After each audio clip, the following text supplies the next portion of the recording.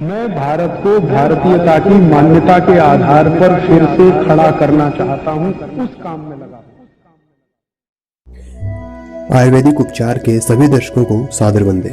आज हम जानेंगे चेहरे पर निखार लाने वाले उन घरेलू नुस्खों के बारे में।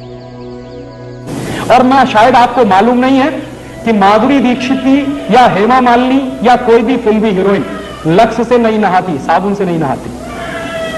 तो आप पूछेंगे मुझको कैसे मालूम? मुझको पता चला अभी कुछ दिन पहले बंबई में मेरा एक व्याख्यान हुआ था जुहू में।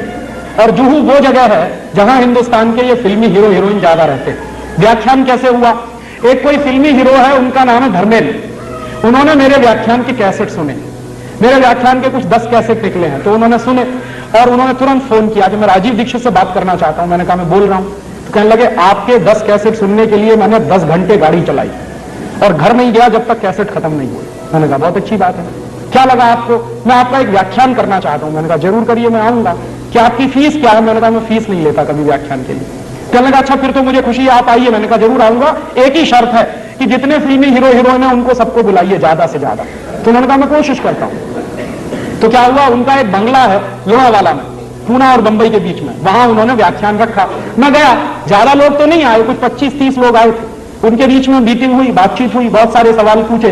जब खत्म हो गए उनके सवाल तो मैंने उनसे कहा कि अब मैं एक सवाल पूछूंगा। तो हेमा मालिनी से मैंने पूछा कि आप मुझे बताओ कि लक्स से नहाती हो? नहीं। लाइफ बॉय से नहाती हो? नहीं। कैमे से नहाती हो? नहीं। लिरिल से नहाती हो? नहीं। मैंने कहा आप नहाती भी हो? तो कहने लगी नहाती तो रोज हूं। मैंने कहा फिर किससे?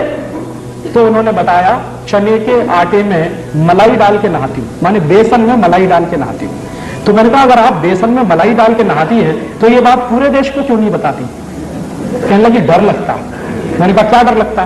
कि अगर हिंदुस्तान की सभी बहनों ने बेसन में मलाई डालकर नहाना शुरू किया तो सब हेमा मालिनी हो जाएंगे। तो मेरी तो कुर्सी खतरे में पड़ जाएगी। तो आप ये जान लीजिए कोई भी फिल्मी हीरोइन साबुन से नहीं नहाती। क्यों? उसका कारण है जितने साबुन हैं वो बनते हैं कास्टिक सोडा से, और कास्टिक सोडा शरीर की त्वचा के लिए बहुत खराब होता है।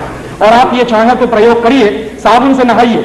नहाने के 20 मिनट के बाद जब आपका शरीर सूख जाए तो नाखून से ऐसे लाइन खींचिए, सफेद रंग की लाइन खींचेगी। और आजकल ठंडी का दिन है, साबुन से नहाइए, 10 मिनट बाद आपका पूरा चेहरा सफेद सफेद हो जाए। क्यों? उसमें जो कास्टिक सोडा है वो आपकी शरीर की त्वचा से चिपक जाता है। चाहे जितना पानी डालिए धुलता नहीं, इसलिए साबुन सबसे रद्दी चीज है। तब आप पूछेंगे बेस्ट क्वालिटी क्या है? बेस्ट क्वालिटी है मुल्तानी मिट्टी। मिलती है अभी भी इस देश में, खरीद लाइए बाजार से। क्या करें उसका? मुल्तानी मिट्टी को दही में डाल दीजिए रात को, या दही की ताक में डाल दीजिए, सवेरे तक एकदम मुलायम हो जाएगी। उसको पेस्ट बनाइए, शरीर पर ऐसे ही लगाइए जैसे साबुन लगाते हैं, और नहा लीजिए गर्म पानी से, एकदम फ्रेश हो जाएंगे। दूसरा तरीका, चने का आटा माने बेसन, उसमें मलाई मिलाइए, पेस्ट बनाइए, उसको रगड़िए और उससे नहाइए। तीसरा तरीका, आप जो है अपने घर में ले आइए मसूर की दाल का आटा। मसूर की दाल होती है, उसको पिसलाइए, उसका आटा बनता है, उसमें शहद मिलाइए, मध मिलाइए और उसका पेस्ट बना के उससे शरीर को लगाइए और गर्म पानी से नहाइए, आपकी स्किन एकदम सॉफ्ट हो जाएगी। चौथा तरीका, मुल्तानी मिट्टी लीजिए, अरीठा का पाउडर लीजिए, शिकाकाई पाउडर लीजिए, तीनों को बराबर बराबर मात्रा में मिलाइए, डिब्बे में बंद करके रखिए। 1 साल तक इसका कुछ नहीं बिगड़ता। नहाने के 20 मिनट पहले 1 चम्मच पाउडर 1 गिलास पानी में डाल दीजिए और उस पानी से पहले शरीर के बाल धो लीजिए, आपके बाल टूटना बंद हो जाएंगे। और फिर उसी पानी से शरीर से नहा लीजिए, आप कोई साबुन लगाने की कभी जरूरत ही महसूस नहीं होगी। और आपको मैं बताऊं सबसे अच्छा, आपके यहां अकोला में गाय के गोबर से एक साबुन बनता है, और गाय के गोबर से जो साबुन बनता है, पिछली बार मैं आया था यहां से खरीद के ले गया था और मैंने मेरे सब दोस्तों को बांटा, मैं भी नहाता हूं। मैं आपको सच बताऊं कि उस साबुन से नहाने के 10 मिनट के बाद शरीर में से खुशबू निकलती। फिर एक दिन मैंने पुराने कुछ ग्रंथ खोजे तो मुझे पता चला कि हिंदुस्तान में जब यज्ञ किया जाता था तो किसी भी राजा को यज्ञ करने से पहले गोबर से स्नान करना जरूरी होता था। भगवान राम ने भी यही किया था। जब भगवान राम ने यज्ञ किया तो गोबर से स्नान किया था, तब यज्ञ करने के लिए बैठ पाए थे। तो शास्त्रों में इसका वर्णन है और गोबर से स्नान करना बहुत ऊंची बात है। आपके घर में अगर देसी गाय है तो उसके गोबर से आप सीधे स्नान कर सकते हैं, नहीं है तो आपके अकोला में बनता है इतना अच्छा साबुन, और अगर आप वो खरीदेंगे तो पैसा कहां जाएगा? अकोला का पैसा यही रहने वाला है। और वो साबुन यहां के किसी गौशाला में बनता तो आपका दिया गया पैसा जाएगा कहां?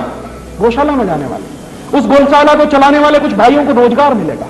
और मेरी तो कल्पना है कि ऐसी गौशालाएं गांव गांव गली गली घर घर में खुल जाए और उनमें से ये गोबर निकलेगा, साबुन भी बनेगा, दूध बनेगा, घी निकलेगा, क्या क्या नहीं होगा। पूरे हिंदुस्तान की अर्थव्यवस्था बदल सकती है। तो आप ये फालतू के साबुन खरीदना बंद करिए। मुल्तानी मिट्टी से नहाइए, अरीठा, शिकाकाई, मुल्तानी मिट्टी के पाउडर से नहाइए या फिर चने के आटे से